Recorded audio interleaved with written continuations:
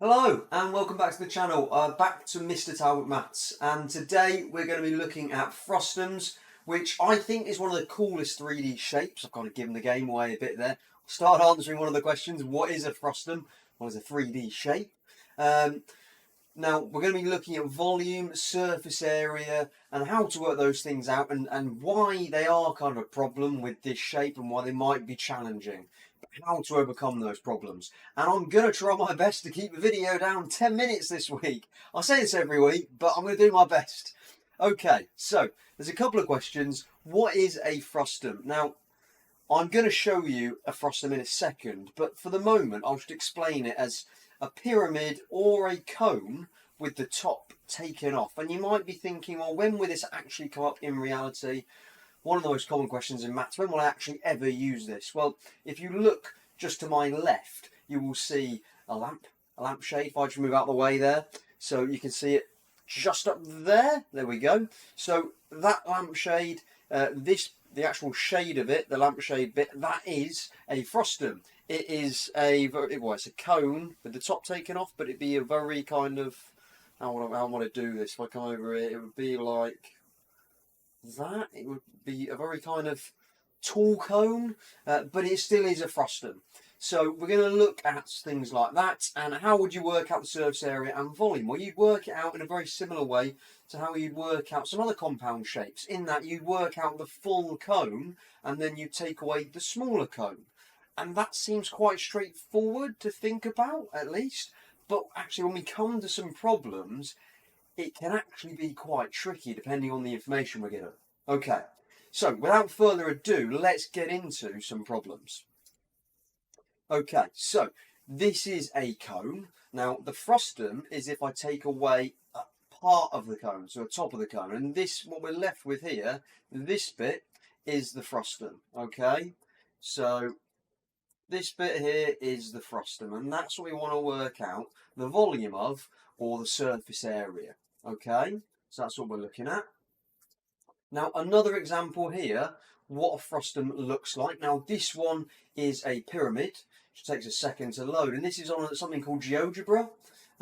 So what we can do is, well, I can move it about, I can make it bigger, and I can show you if I turn it around like this, it is a pyramid.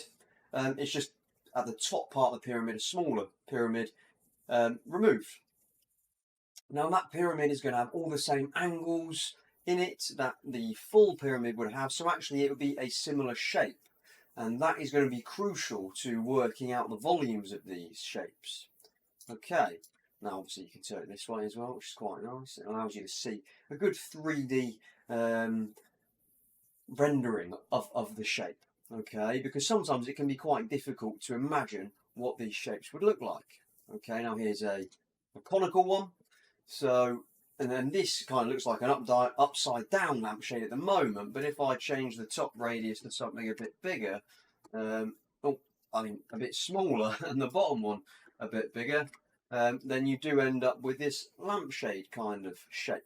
Okay, and for today, what I'm going to be looking at is I'm just going to be looking at the conical ones, but this would work exactly the same way with pyramids and, you know, square-based frustum. Okay, so we've got a question here. It says find the volume of this frustum. Now, my first suggestion here would be to draw out the large cone. They've already given it to us here in this question, and then the small cone, the top cone. And so you don't actually ever really want to draw out just the frustum. You want to draw out two cones and then take one away from the other. Now, the question says find the volume. We are going to find the volume. I'm also going to show you how to find the surface area for this one. Okay, so here are some cones I've drawn earlier. And I'm going to put on here all the information I had up here. So I'm going to put on the 3 as the radius, 12 as the radius, and then the full height of the full cone, which is 16. Okay, so this has got a radius of 3. This has got a radius of 12, and then the height of the full cone, not a very good straight line, but you know what I'm getting at there. The vertical height, that's 16, okay? Right. So, just make sure I haven't missed any information. Now, I've got all my information there. Now, like I said earlier, because this would have all the same angles, this is a similar shape. It's a similar cone, okay? And so, with similar shapes, what we've got with the lengths and with the areas and the volumes is a scale factor, okay? So, I need to work out what the scale factor is. Now, from 3 to 12, how could I do that? Well, I could times by 4. So my length scale factor is 4. And we can work out volume scale factors and area scale factors, but actually we're not really going to need that for this because we just want to work out corresponding lengths. Okay, so the height of this small cone I can now work out, and I can go from corresponding height. Now if I'm going from the large one to the smaller one, I'm not going to times by 4, I'm going to divide by 4. Okay, 16 divided by 4 gives me a height of 4. Okay, now the volume from here is pretty straightforward because I can work out the volume of the large cone. Okay, now a volume of a cone is, and a volume of a pyramid is a third times by the area of the base, so times pi times by 12 squared times by the vertical height, which is 16. Okay, so I'm going to work that out. I'll do that in a second. And then I also need to work out the volume of the small cone, the one that we're going to take away to leave us with the frustum. And again, that's a third times the base, which is pi times 3 squared times by 4. Okay, now working both of those out, what we are going to get is 768 pi for this one. And for this one, the smaller cone, 3 squared is 9 times 4, 36, divided by 3 is 12 pi. Okay, so we're nearly there. Now, all we need to do is to find the volume of the frustum, is take those two numbers away from each other, because that is then subtracting the small cone from the top of our larger cone. So 768 pi take away 12 pi is going to leave us with 756 pi. Now it's always best, unless it says in the question, to leave your answer in terms of pi because that's an exact form, and if anybody picks up the calculator and plugs that in, everybody will get exactly the same number. So it's much better to leave it as that unless it says otherwise in the question. Okay, so that's the volume of this frustum up here. That's the volume of this, okay, if I was to take away this cone. So it's the volume of this frustum here, okay.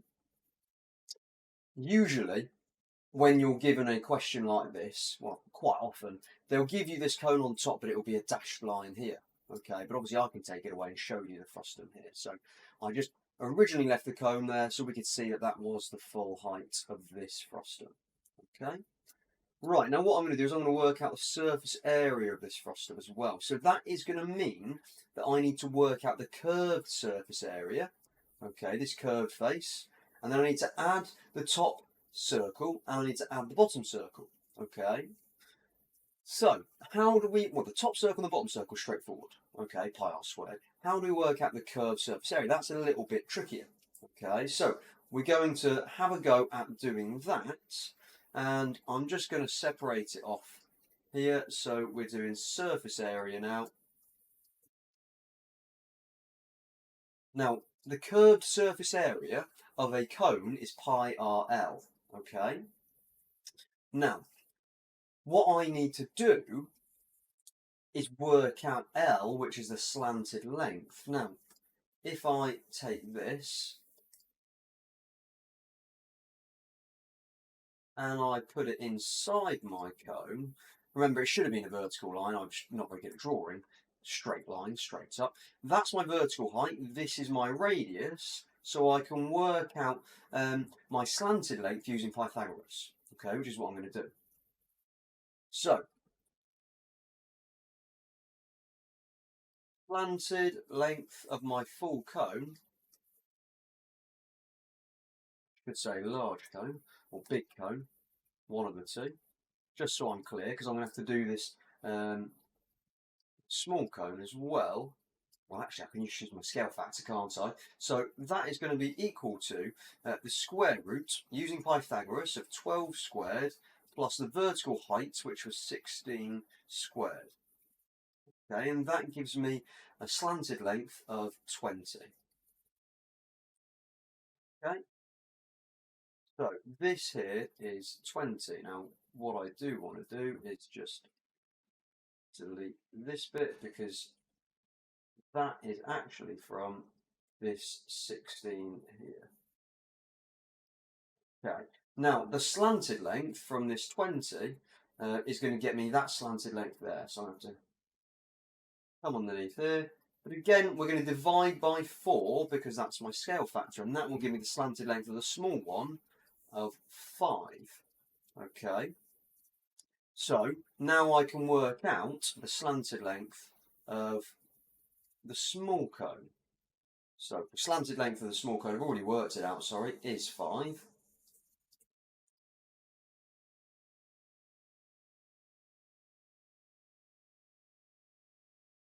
Okay, now I'm going to do the curved surface area. So curved surface area of large cone. That is going to be using pi RL, so pi times the radius, which is 12, times by the slanted length, which is 20. And that will give me an answer of, well, double 12 is 24 times 10, 240 pi. Now again, curved surface area of the small cone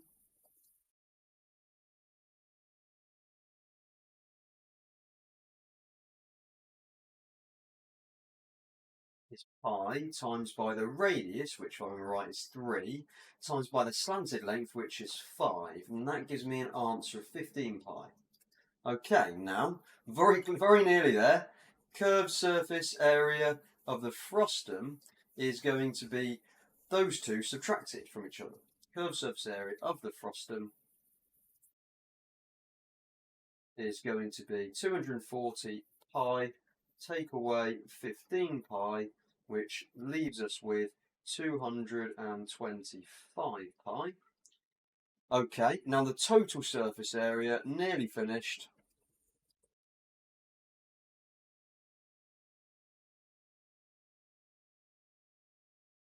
of the frustum is equal to 225 pi plus, now I'm running a little bit out of room here because I need to add the area of the two circles on. Now the bottom circle has a radius of 12 squared, so pi times 12 squared plus the top circle, which is pi times by 3 squared. Okay, so that is 225 pi plus 144 pi plus 9 pi. Now that gives an answer of 378 pi centimeters squared. And that's the answer.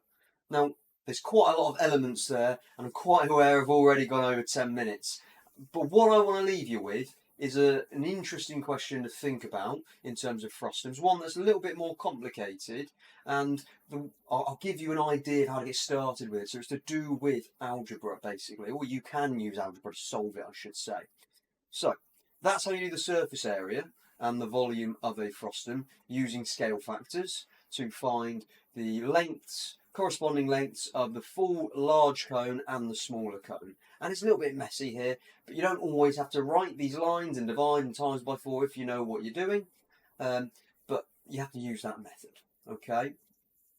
And obviously we had to work out quite a few things here because we did the volume and the surface area. So we had to work out slanted length, the height, as well as working out the original scale factor.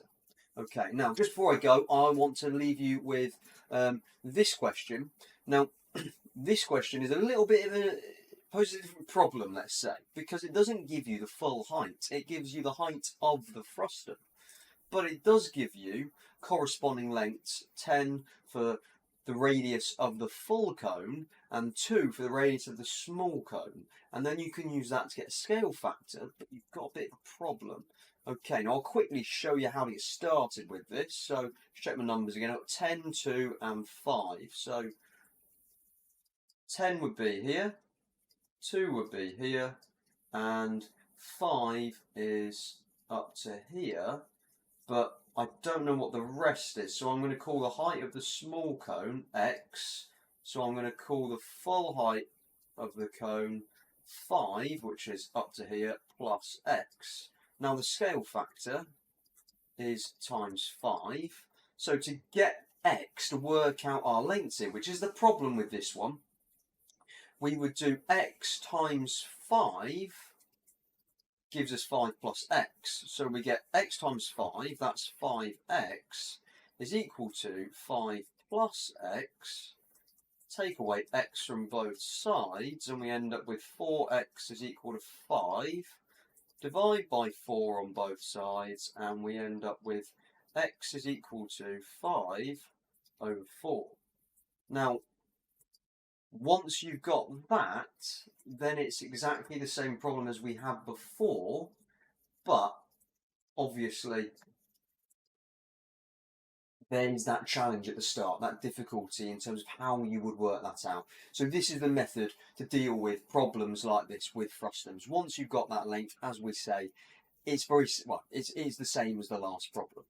Okay. Right, I hope that was useful. I hope that was interesting. If you did like the video, as always, make sure to give the video a like, because that lets me know that actually this was useful, that you enjoyed it, and to keep doing these videos. Subscribe to the channel if you want to not miss a video. Every single Monday, 5 o'clock, I'm going to be releasing a new video on a new topic. If you want me to cover a topic